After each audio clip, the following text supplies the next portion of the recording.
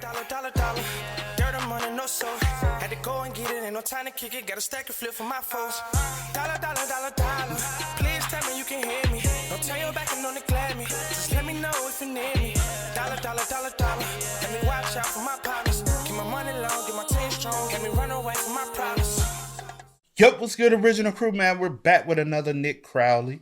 We have YouTube's darkest channels 5. This was requested one, so we said, hey, let's go ahead and jump into it. Let's check it out for y'all, man. So with that being said, y'all know these are typically longer videos, so I ain't gonna hold y'all up. We don't even know what's going on today. So make sure you check out the links in the description box down below. You already know where to go if you want to first support. All you gotta do is check out down below. Also, if you enjoyed today's visuals, liking it with a thumbs up. But you ready? I'm ready. All right, let's go ahead and get into it, y'all. Let's check it out. Let's see what it's about. Let's go. The following video is sponsored by Keeps.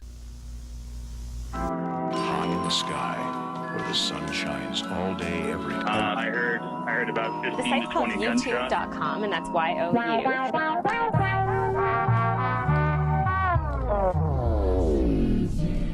I don't give up, and I do not let down.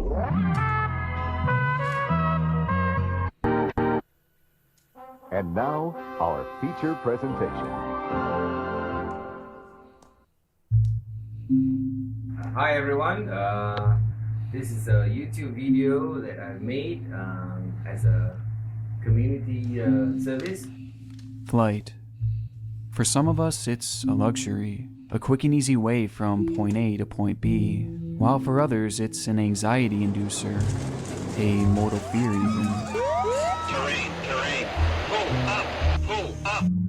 But for 53-year-old Zahari Ahmad Shah, flying was simply his life. His passion started at the age of just 20, when Zahari would begin studying and training to become a pilot, until eventually becoming a full-time captain years down the line. He went on to log over 18,000 hours of flight time, without receiving so much as a single blemish on his record. As a pilot, his skills and work ethic were impeccable, earning him great respect among his peers. While outside of work, he was really just a normal guy. He had a flourishing family with a wife and 3 children, as he spent most of his free time either with them or fishing, cooking, and perusing social media, with one of his favorite sites being YouTube. Not only was Zahari an active user, but he would also post an occasional video or two of himself, of which very little ever stood out. And this is how it looks like. As at the time, his channel seemed destined for obscurity. However, it wouldn't turn out this way, as in the end, it would take just a single day for his channel to become one of YouTube's darkest. Ladies and gentlemen, for your safety, please observe the presentation of safety procedures on the screen at the front. April 27th, 2010, Zahari's channel is launched, at first being primarily used to listen to music, as well as watching the latest viral video that the site had to offer. And it wasn't until the start of 2013 that he would begin uploading videos of his own. And when I previously mentioned that very little stood out in these videos, that may have actually been an understatement, since they all came across as almost painfully normal.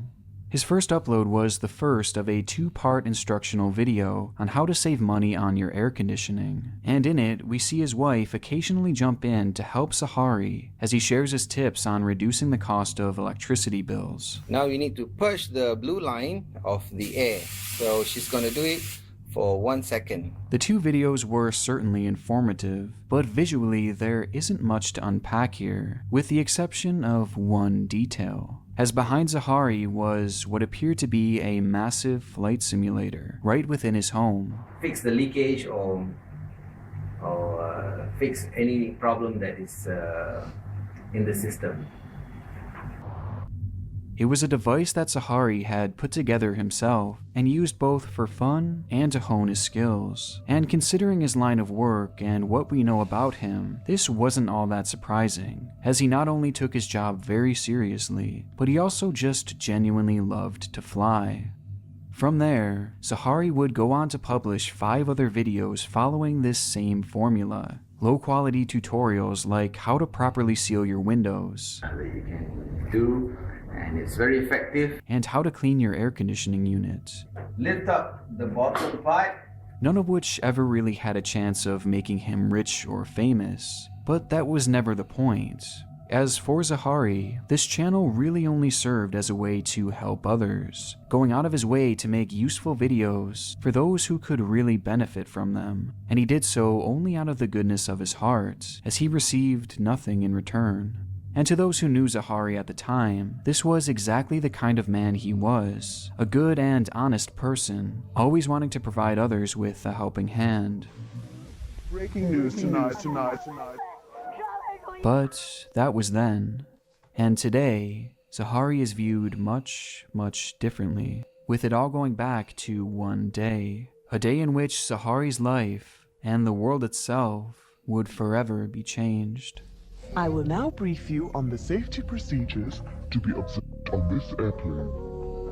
March 8th, 2014, Captain Zahari clocks in for duty at the Kuala Lumpur International Airport, with his first flight being a roughly 6-hour trip to Beijing International Airport. In the cockpit alongside him would be 27-year-old Farik Abdul Hamid, a first officer partaking in his final training flight before facing examination to become an official captain. Together, the pair was well-versed and well-equipped, as Zahari himself had made this trip countless times before. And by 12:42 a.m., the massive Boeing 777, its 12 crew members, and 227 passengers would take to the sky en route to yet another routine trip to Beijing.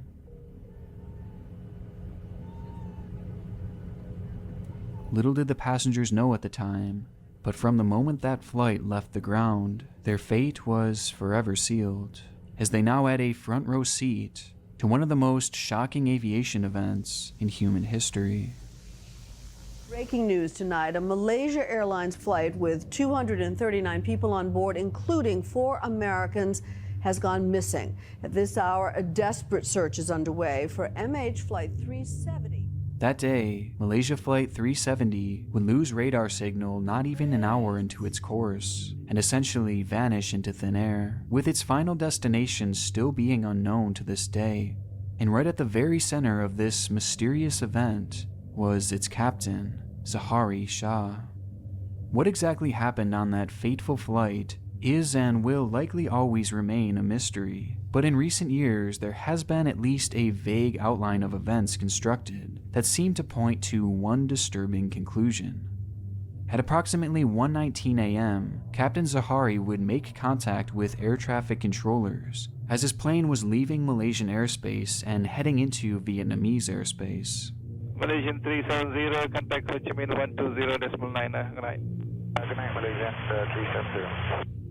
Though from there, Zahari would never contact the team in Vietnam, and instead, the transponder within the plane that essentially acts as a tracking device for officials on the ground would be manually turned off just 2 minutes after Zahari's final message. What? With this, the plane had essentially become invisible to the world below, with the exception of a That's why I was like, in my head the whole time, like, I still didn't understand or comprehend why it was such a mystery of what happened to the plane. Because I'm like, can't y'all track those in the air? But now you know. But now I know, like, he turned it off. Manually turned it off. The captain turned it off.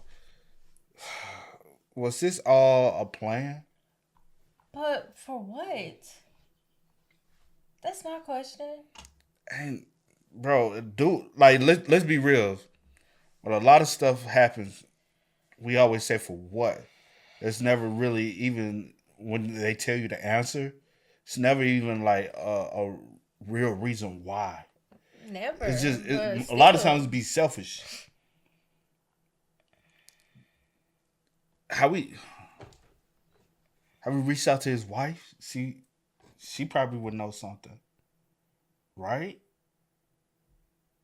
I mean, the plane had essentially become... My bad, sorry. No, I was like, maybe, possibly, but if that's or he not, kept something secretive. Yeah, I'm about to say it, but if this was all like a secretive plan of his or whatever the case may be, then she may not know anything.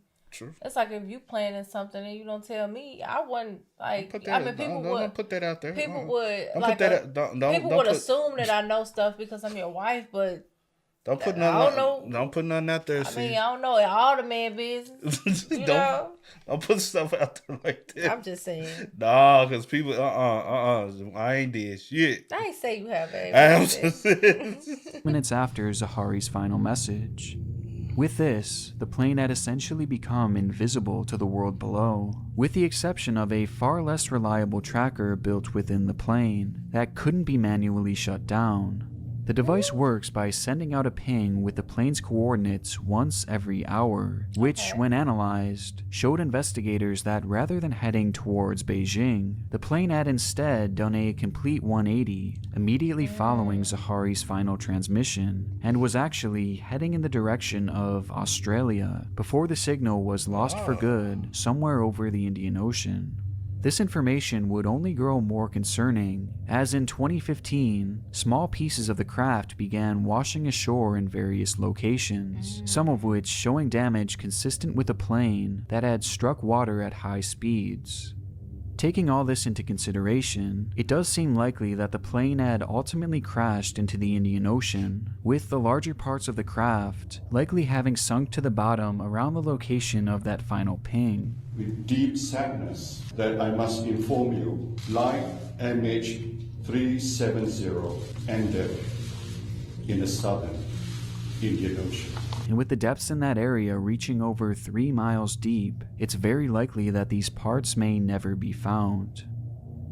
But though this seems like a logical conclusion, this theory fails to provide an explanation as to how the plane got so far off course, as no navigational or electrical failure could have ever accounted for the bizarre movement of the flight, which is where Captain Zahari comes into play. For starters, that transponder was turned off immediately after he had given that final message, which was then followed by the plane turning 180 degrees and heading in the complete opposite direction, ultimately to its demise. Both of these actions are extremely noteworthy, as they were not only undoubtedly deliberate, but they also could have only been done from inside the cockpit, a place in which only Zahari and Warrick had access to, immediately making the two pilots the primary suspects, with Zahari quickly emerging as suspect number 1.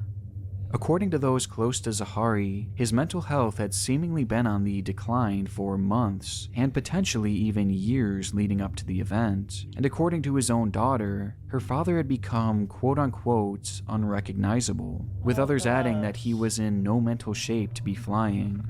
Along with this, Zahari had seemingly been having struggles with his marriage, as he had been caught on numerous occasions flirting with other women over social media, causing a rift that you would never sense by watching his videos.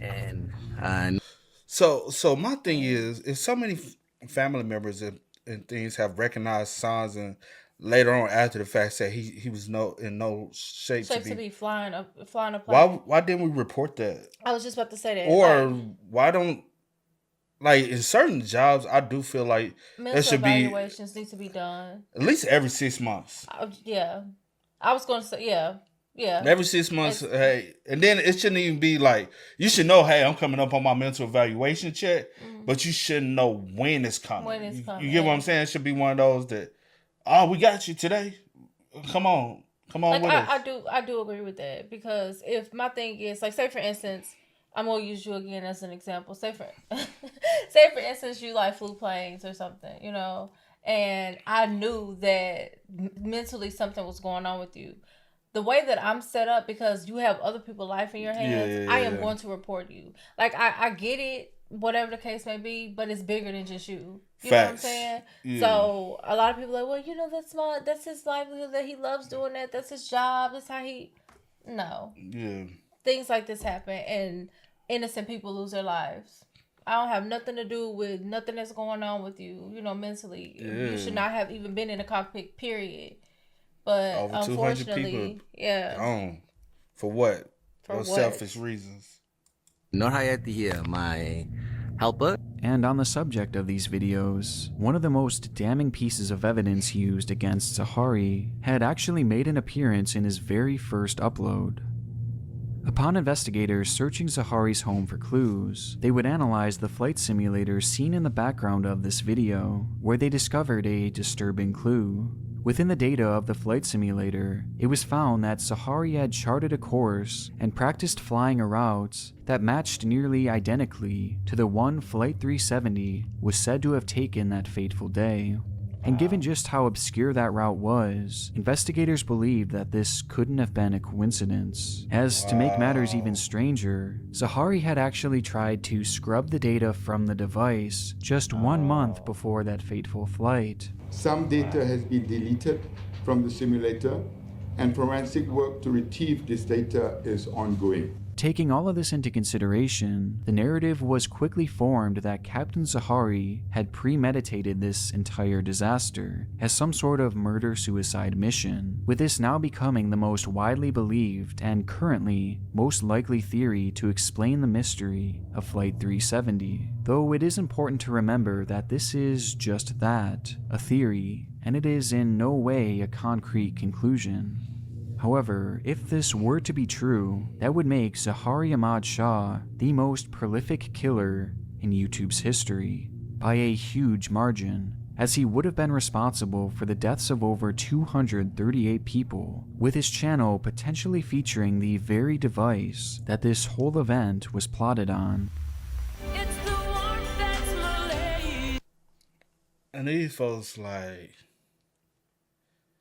man, I always say, if you feeling like that, you feeling like you need to do something, always just do it upon yourself. Leave other people out of it. I don't know what. Or go get help. I was about to say that. I don't know what type of help or But even after that, him, even if you still at the point where you still you know what I'm saying? just do it to yourself. Don't do it to nobody else, because nobody else has done anything to you. So just do it to yourself. And no point of dragging other people in. Yeah. Like that to me, that makes no sense.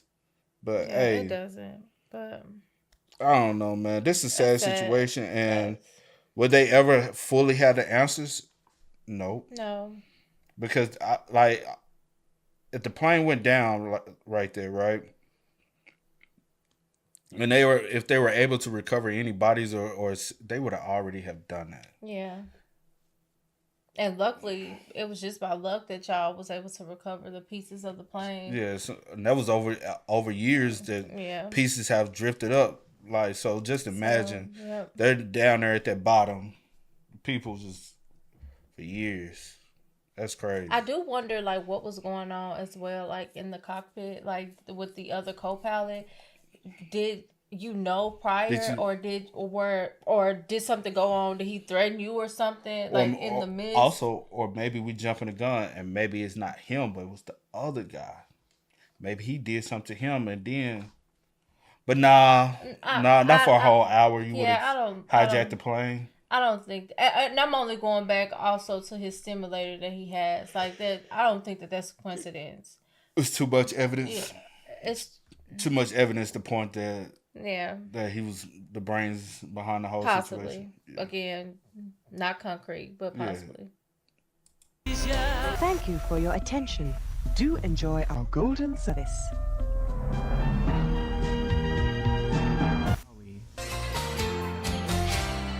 All about America. America is a pretty amazing place. October 2nd, 2010. A bizarre 7-minute video titled "America, Your Last Memory in a Terrorist Country" is posted to YouTube, depicting a masked man in a robe setting fire to the American flag. The video is accompanied by a rambling description stating, "I want you to imagine a comet or meteoroid coming through the atmosphere. On the other hand, welcome yourself to the desert. Maybe your ability to protest is from the brainwashing of the current government structure." This incoherent writing and strange video would be the only content featured on a channel called Star Hitchnaz, but it would be far from the only upload that its creator would make to the platform in general. The man's real name is Jared Loughner, And over the course of 2010, he would use YouTube as a way of critiquing society in the United States, with most, if not all of his videos coming across as extremely disjointed and showing clear indications that Jared himself was completely delusional. However, he wasn't always this way, as growing up, he lived a fairly normal life in Tucson, Arizona, becoming a decent student and even a talented musician. And it wasn't until high school that things would really take a turn for the worst, when his then girlfriend, a young lady named Kelsey Hawkins, would unexpectedly end their relationship. Something that Jared would never recover from, as immediately following this, he would fall into a deep depression before eventually turning to drugs and alcohol to cope. With this, his once kind and caring personality would become bitter and defiant as he began lashing out against his teachers and bosses, something that first led to Jared losing his job at Quiznos and his position at a local animal shelter, with this trend continuing on into 2006. I wonder why she broke up with him. Because sometimes in a situation like this, possibly the girl saw some signs or something, and she just wasn't messing with it. So when she broke up with him, it sent him even more downward spiral. He was already spiraling down. She was like, hey, let me get out of this before it even gets worse. And then, but I be thinking, like, when folks do that stuff, I'll be like, man, that's a cop-out, bro. I don't know. Yeah, because I was sitting here thinking, I'm like, is that really like The what caused motivation. everything, or were you already like kind of mentally, Effed up or going through something. Already, you know what I'm saying, and that just kind of like triggered something even more because I'm like, y'all in high school, a breakup. A breakup, You know bro. what I'm saying? Like, Man, you know how many females you ain't seen yet? Especially 2010. 2010, we like, come on now. Like, you know how many? I don't know what's up with like. You don't. Do you realize how many people are out here in the world? And you getting caught up by one girl in your hometown? You ain't even left out the town to try to go get some, or left out the state to try to go get some. Left off the side of the coast you on to go get some, or even leave out the state. We get it. It's for real. that many women in the world for you to get butthurt off of one chick that you just grew up in the neck of your woods. It's so many people. Like, you should not allow one person to... And then if something was already going on mentally and you was like she was more kind of like this this crutch for you to like, to keep you on the right path More that sane. you were going, more, that's a bad thing as well too, because anything can happen. And if you already feeling like that, go get help, man. There's no Most definitely. like there's no reason why, if you really feel that low, you shouldn't. And you using somebody as a clutch, go. That's how you know you need to go seek help. And there's nothing wrong with seeking help. That's, to be honest, you're being more responsible, more mature about the situation by going to seek help and understanding that, hey, I might have a problem. Local animal shelter, with this trend continuing on into 2006, when Jared would leave high school and never return, instead becoming a social recluse within his parents' home. There, Jared's only interaction with the outside world would come in the form of conspiracy forums and blogs, as Jared not only That's the other problem. You lock yourself up in the house, and only thing that's going through your mind, you like, when you really can drive yourself insane by keeping yourself locked up all day. Yeah, myself. When you don't go outside, get exposed into the sun, like the sun is good positive energy raised to you. The more you soak, staying in the home, and instead of going outside, soaking up, the depression can overcome. Yeah, myself. You need that vitamin D. And then not only that, you're not socializing with people, so you're only socializing with your own thoughts. Just because you're chatting with people online, that's not socializing. You need human-to-human interaction, meaning you need face-to-face. Especially depending on what type of forums you own and what's being said, and if it's negative and it's like stuff that's like deep and dark, like you really... When you trap yourself like that, you really trap yourself inside your mind. And you'll never, man, it's only going to go downhill from there. Became more and more detached from the world around him, but he also became more and more angry at it as well. with a specific hatred developing for the government, an idea that was only amplified on the date of August 25th, 2007. And today, a chance to bring those kinds of concerns straight to Representative Gabrielle Giffords as she brought Congress to the corner of Grant and Craycroft. That day, Jared would attend an event in the Tucson area held by the then Arizona Senator Gabrielle Giffords, where local citizens could ask questions or raise concerns directly to the senator herself. And on that day, Jared would be given a chance to speak briefly with her, which he'd take advantage of by asking the question, "What is government if words have no meaning?" It's unknown exactly how Senator Giffords responded to this, but according to Jared, he felt as though she had brushed aside his question and essentially ignored it altogether by moving right on to the next person, clearly not taking Jared seriously, which was said to have infuriated him, as his hatred for the government that had been brewing for some time had become even more justified in his mind, and things were about to get much worse. As after the event, Jared would receive a letter from Senator Giffords' team thanking him for attending the function, only to have his last name misspelled on the document.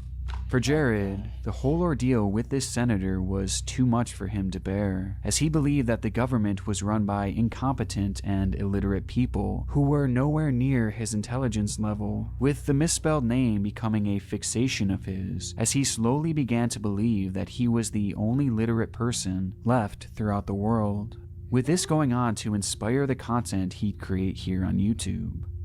The video created by Jared showing him burning an American flag features a pretty self-explanatory message on how he felt about America as a whole, but this clip was far from his most scathing upload, with that having come just a few weeks prior. I'm in a terrible place. This is my genocide school. At the time, Jared had been attending Pima Community College, a school featuring a program designed to help high school dropouts get their lives back on track and eventually actually obtain a college degree, which in theory sounded like a great thing for Jared, though in reality, its results only proved to sink him further.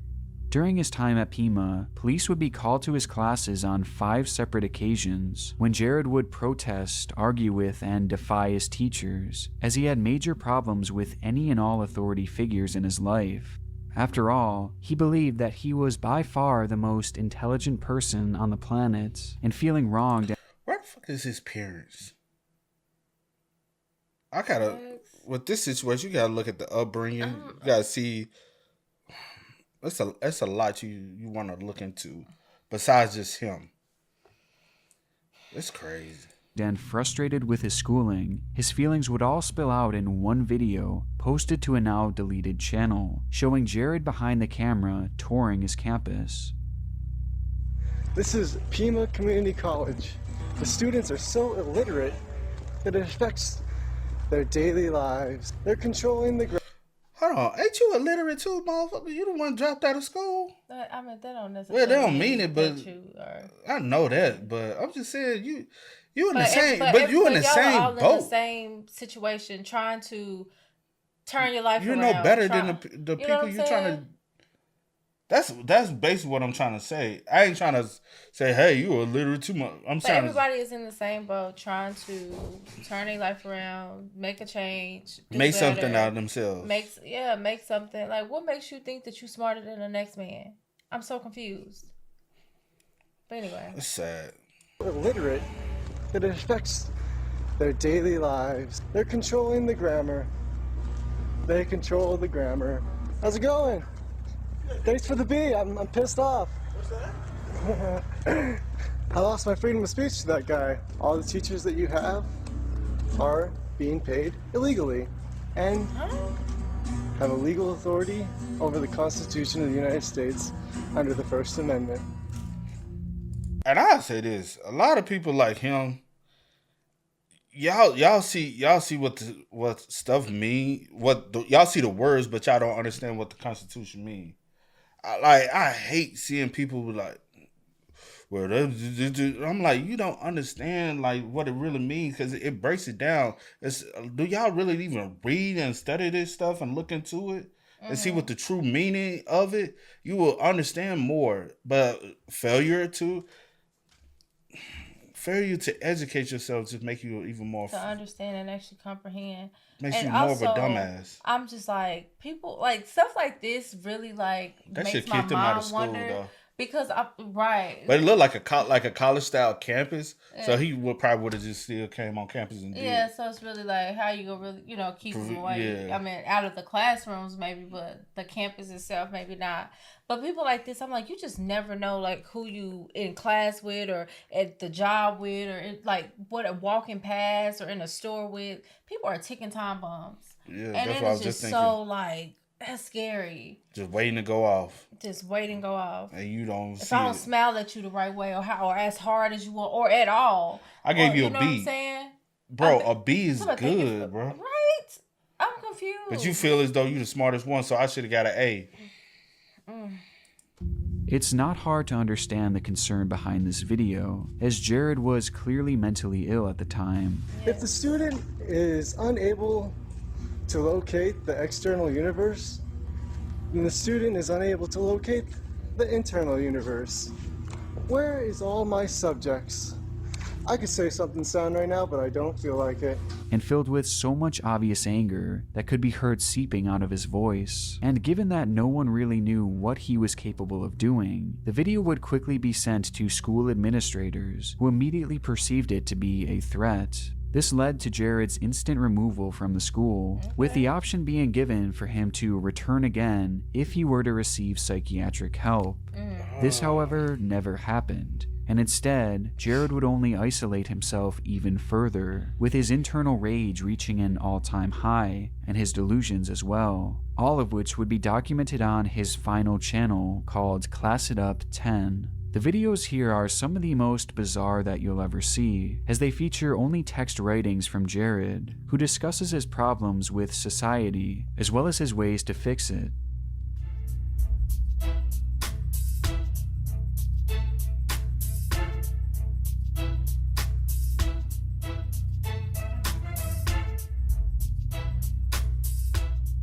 In his first upload, he tells his audience that he was creating a new currency, a new letter to be added to the alphabet, and even a new number, which he believed would reject the government's authority and give him some control of the currency, the numbers, and the language of society. And his postings wouldn't stop there. He wrote about how he believed he could control every belief and every religion by being a quote-unquote mind controller, of which he offered no other context for. By this point, his words were almost impossible to fully understand, leading to his final video in which he stated, "My ambition is for informing illiterate dreamers about a new currency. In a few days, you'll know I'm concise dreaming. Thank you." These were the final words written to the Class It Up 10 YouTube channel, and the final trace of Jared left behind on YouTube, as in his mind, he was now in control of society, and all that was left to do was show the world. In a democracy, people have the power. And in America, that means you.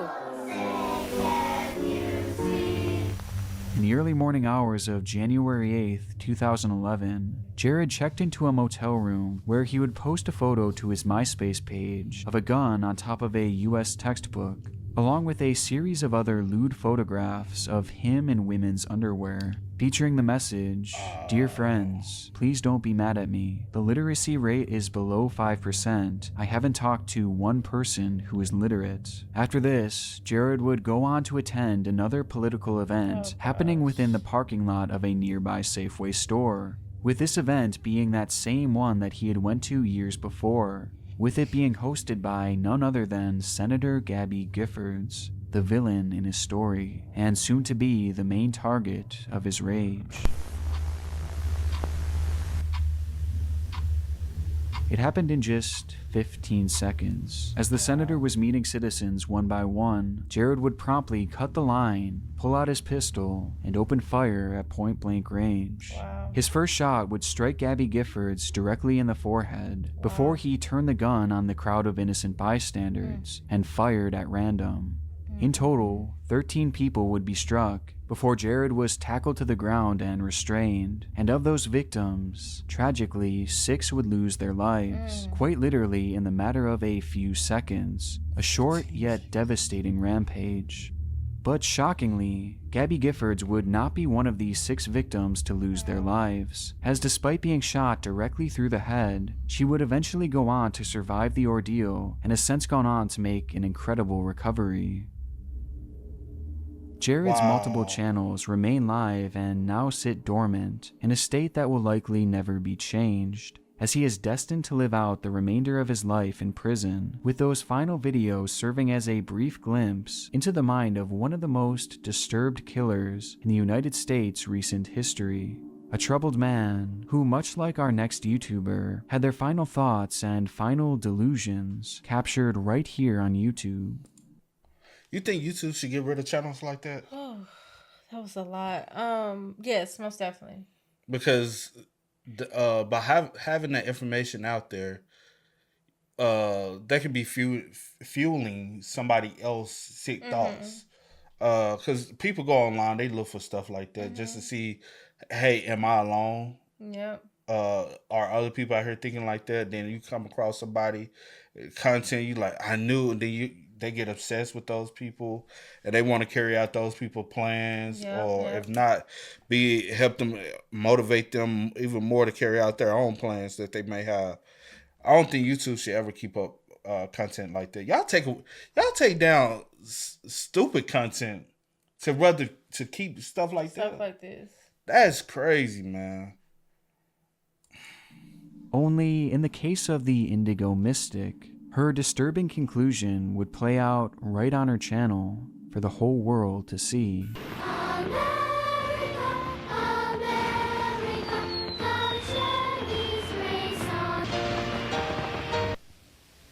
Had always been the perfect mother, but you'll have a hard time keeping this mother down. Hello, everybody. It's the Indigo Mystic.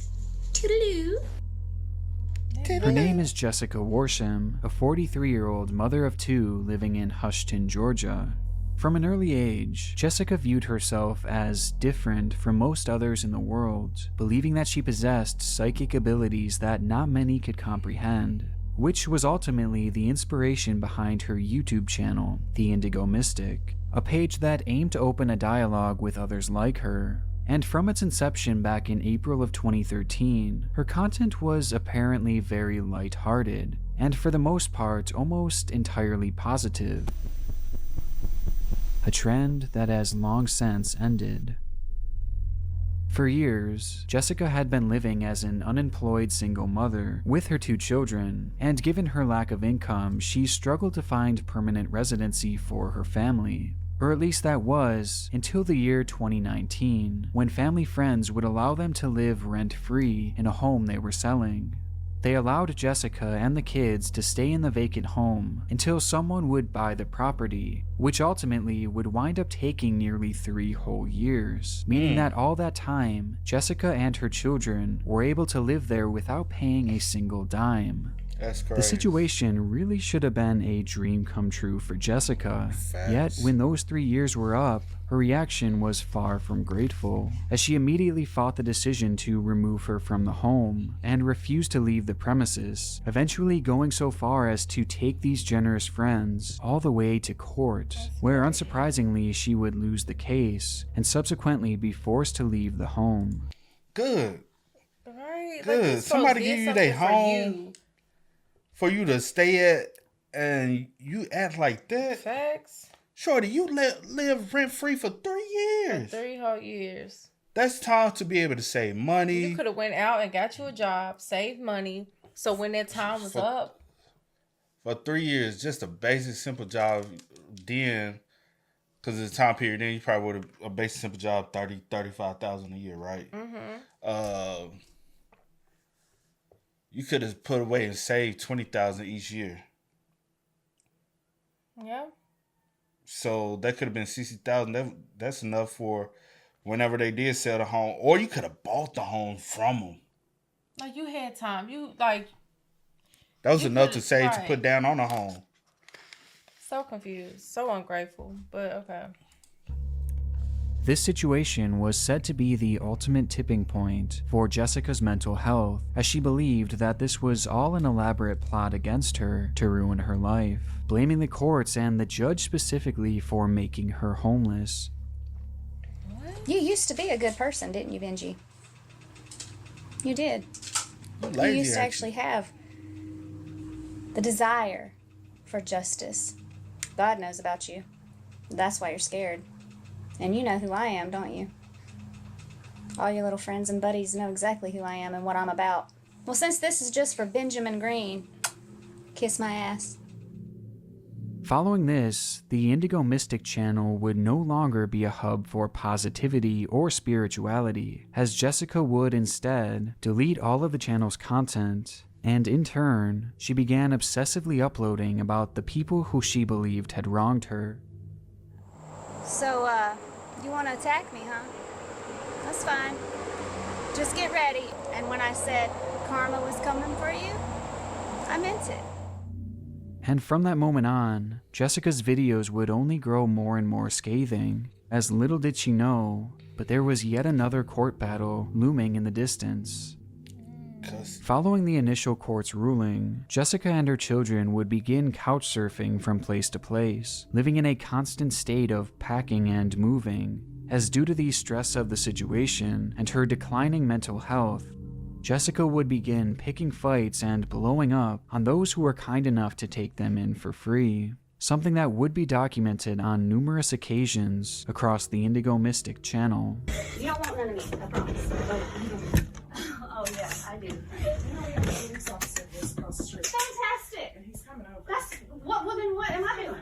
Get the fuck out of my face! She hit me first. Stop it. Get the fuck out of here. I'm just trying to get scared. But of these combative instances, what stood out the most was just how involved the children were, as at Also, hey, just for warning, stop allowing people to come stay with you. Oh yeah. Because then, as soon as they get a piece of mail forward to that address, now they are also considered a resident of that address, and so you will have to go through the courts process to evict them. Until then, you cannot put them out. You cannot legally keep them out. You cannot change the locks on them or nothing like that. You have to literally go through the court process to evict them. So stop allowing friends and families. Yeah, because we've seen that happen firsthand. So stop allowing people to quit open your doors. I know we live in a world where we want to help people and we don't want to see people struggle and all that. Yeah. But also we live in a world where people take advantage of people. So vice versa, you want to help people, but people want to take advantage of you. So don't just.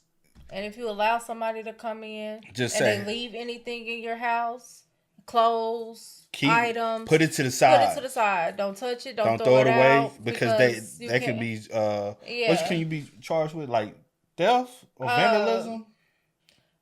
In the case of I think it was damage of property. I think it was damage of property or something like that. Yeah, because you threw their stuff out that they left in your own house. Like, and even if they left for a month, they come back for it. You be like, well, I thought y'all was just leaving it. Well, now you damage their property because it's their property. But just say, hey, I got $50 for you to go to a motel. Give them that $50. Say shoot on. And if they feel some type of way, they feel some type of way. At that time, she had trained them to record all of her arguments so that she can then upload them to YouTube and act as if she were the victim. But in reality, it's not hard to see that the real victims were the children themselves. You don't understand. I'm scared. I don't know what's gonna happen. Where are we gonna go?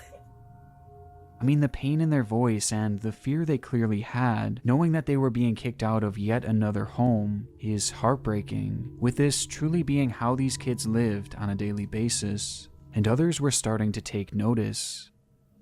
Seeing how the children were being treated and what they were living through, their biological father, a man named Sean, would attempt to gain custody to provide the children with a stable living environment, as he, along with many others, believed that Jessica wasn't fit to be caring for children at the time. This wasn't only due to the instability of her housing and her seemingly aggressive behavior, but Jessica herself had clearly become mentally unwell at best, and at worst, she had become completely delusional, as she would begin posting videos claiming that she was being gang-stalked. All the stalking, all the gang stalking by my family and by these certain police factions needs to stop. I'm aware of you, honey. Don't you see me packing every time I go outside? And the more you come for me, the worse it's gonna be for you. Along with this, she would also claim to have put hexes on the judges. You're in regret, right? Scared, can't sleep at night, up all night. Maybe having ulcers. Yeah. That's right. If you only knew who I was. Hope those dreams are making you feel good. You're gonna regret ever getting yourself involved. And her delusions would only get more and more bizarre, as at one point she even called out the judges for attempting to telepathically communicate with her, even accusing them of performing child sacrifices behind closed doors. I know you watching me, and I know you're scared, and you should be. Dingledorf, he's too scared. He's too scared to even try to communicate with me telepathically, but you're scared, aren't you, Benji? What about the children? And you know what I mean. Those that you've sacrificed for your glory, because it's really hilarious, and it's going to be even more hilarious when my plan falls into place. By this point, Jessica was completely detached from reality, and it seemed clear that she was neglecting the needs of her children, which would all come to a head on September 14th, 2021. That day, Jessica had been summoned into court for a hearing to determine the custody of her two children, something that she would discuss briefly in a video posted just hours before her arrival. I'm actually going to court today against some people that are trying to take my children from me. The same people that took my home from me. the Jackson County court system. I really do feel more sorry for them and what's going to happen to them than me and my children, because my children aren't going anywhere. Anyway, if you don't see a video pop up in the next couple days, I probably got arrested, because I'm not going to back down. And upon arriving at court that day, Jessica would have her children film yet another one of her arguments, as she would refuse to enter the courtroom. My name is the Indigo Mystic. I'm sorry, Jessica Worsham. You guys have already taken our home from us, and you denied us help when we were being attacked several times. They refused to go inside. So if you could just relay that information for me, I would greatly appreciate it. We stand in solidarity as sovereign individuals, and we're not going to tolerate this injustice. I don't know where the justice in this world went, in this country, but it is not here, fellas and ladies. Not here. I'm not going to have my children taken from me. The situation ultimately only proved to the judge just how bad things were in Jessica's mind, as the hearing would ultimately take place without her present, thus resulting in Jessica losing custody of her children. Dummy, you not going in there, forfeits. You literally damn near forfeit your rights by not even showing up. At least just show up. I had tried to see what the hell's going on. I can't stand dumbass people like this. Though only temporarily, as it was explained that once Jessica had found permanent residency and got help for her mental health issues, and she would be allowed to have her children back, and that this was only being done to keep the children safe.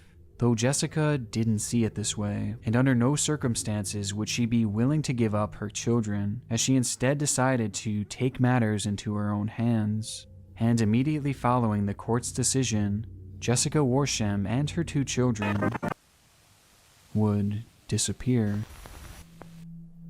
Well, not totally. Jessica did defy the court's decision, as she would take her children and go on the run, refusing to give them up. But even though most would assume that she would lay low for a while to avoid detection, in reality, Jessica would do just about the exact opposite, as she began posting more and more videos to her channel, this time outright threatening the judges whom she blamed this whole situation on, and daring them to take her children away from her. They're mine. Mine, mine, mine, mine, mine, mine, mine, mine, mine, mine, M-I-N-E, mine, and I'll do anything, including lay my life down for them. And if you come after me, I'm just telling you right now, it ain't gonna go down pretty. No kinds of pretty is gonna come out of anything. And that's not a threat, that's a promise. And her hatred wasn't just amplified towards the court officials, as she would also launch a whole new tirade against Sean, the father of her children. You'll never have our love again. You'll never, ever see them again. They hate you. With Jessica sinking to lower and lower depths to get back at him, with one of the most disturbing examples being when she had her children call him and tell them just how much they hated him and never wanted to see him again. Isabella, do you want to be with Sean? No. Do you love him? No. Well, how do you feel about him? I'm disgusted. Hi, Sean. My daughter's trying to talk. How do you feel about him? I think you're disgusting, and that's my opinion. That's my opinion and not hers, so... I mean, seriously, though, we're disgusted. We hate you. This is what you've done to your family. We really hate you, so why don't you just shut the hell up? The whole time her children are talking, Jessica continues egging them on to say worse and worse things. And though obviously I can't speak on their relationship with their father, this is still an incredibly toxic and traumatic thing to have your children do. And things were just getting started on the Indigo Mystic channel, as she had started to mention the fact that she had owned a gun, in which she nicknamed Betty. I was in there buying some ammo, some critical defense bullets for Betty. You know, because we gotta treat her right, you know. Which would eventually lead to this clip. Just for any of y'all that might want to get wild, you know, this is Betty. All right? Get a good look. Any of y'all that think y'all might want to come at me, I got something waiting for you. Things were clearly escalating, and were undoubtedly soon to reach their breaking points, which leads us to November 3rd, 2021, when two of the most chaotic, bizarre, and disturbing videos I have ever seen were posted to the Indigo Mystic channel. I swear I'll call the cops on you. I'll get you away from that. Please stop! Maya, get your phone! I am. Get your phone! Hold your phone on their faces. I am. On their faces. You need to get out of this house. You need to get out of this house. You want me to call the cops and get you out of this house? At this time, Jessica had yet again been living with another family, and that night, two members of that family had gotten into a verbal and physical dispute, leading to an older gentleman being pushed on the ground. But as the family was fighting, Jessica decided to interject, only escalating the situation even more, as she began screaming at the family before they all lost their patience and demanded she leave the house, with the younger man going as far as to call the police. And in a panic, the children ran upstairs in fear that they had yet again lost another home. Meanwhile, Jessica had remained downstairs as she continued to argue with the family as they waited for the cops to arrive. And when they did, Jessica would be standing at the door to greet them, with Betty in her hand. Noticing the commotion, the children would do as they were trained and grab the camera.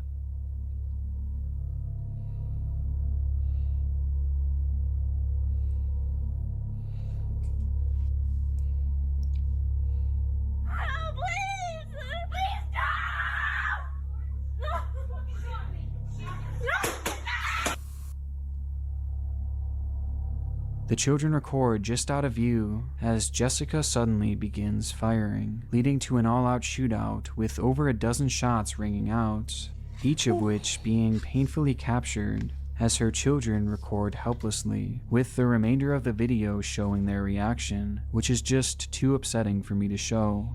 When it was all said and done, Jessica had fatally wounded 49-year-old Deputy Lena Marshall, a mother of three who tragically passed on the 18th anniversary of the death of her own son, while on the other side, Jessica Warsham laid dead in the doorway.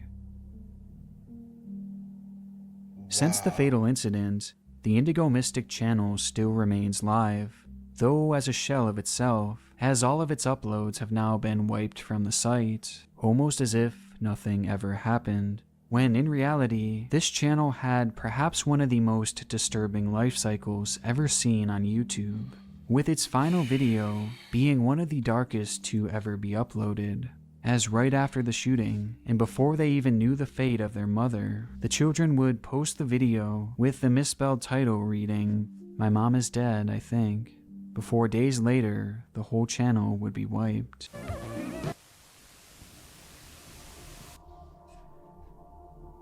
Whoa, she even taught them how to upload. Whoa, that... I ain't gonna lie, this whole video was very draining. Very, very energy draining. Yeah, I definitely have to agree, because... Oh, and the whole time I was just like... I just wonder, like, now, how are the kids doing? Who are the kids with? Who are they with? How are they doing mentally? How are they? Because this happened in 2021. Yeah. You know, like... Or did they even take on the path of their mom? Like, they're old, like, they were old, you know, old enough because they're doing stuff. Yeah. You know. So understand and know. Like, they are of that age. And I just wonder how this will affect them going on, you know, later on in life. Mm-hmm. Right now and later on in life, mentally. Mm-hmm. Man.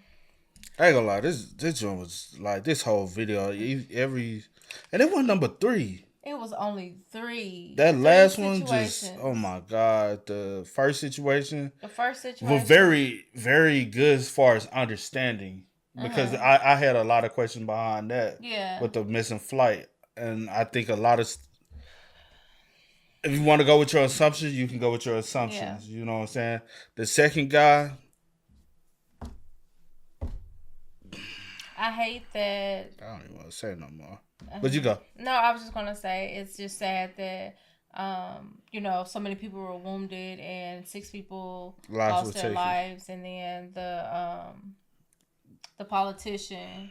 I mean, it's good that she was able to, you know, make a recovery. Full recovery. Well, I don't know if it's like, I don't know as to what degree. But she was able to make some recovery or whatever the case may be. And then this third story, good God Almighty. I thought she was going to take her and her kids. I was leaning to that. I said, no, that's why I was looking at you. I'm like. She literally said that basically she would lay her life down for her kids. And she did. Just that, but it's just so sad that like you're doing all of this in front of the kids. You're training them to be certain ways towards people that, you know, that could possibly help them or love them or whatever. I don't know, like people dynamics and stuff, you know, their relationship like with their dad and stuff, but you're brainwashing them and stuff like that. And the fact that they had to witness that, your life being, come on now. And upload it right after. And they know how to upload it. Anyway, child. Okay. It's crazy, man. And you took somebody's life that she just showing. She didn't even show up for you. She was showing up for showing up for the call. She didn't know what was, you know. I don't know what he said on the phone. As soon as what was going to happen was, as soon as the officer would have identified each individual, they were going to take the kids because they already had it in the system to take the kids. So as soon as we run your name in the system and get that information, we're going to have to take the kids, and she wasn't going to let them take the kids.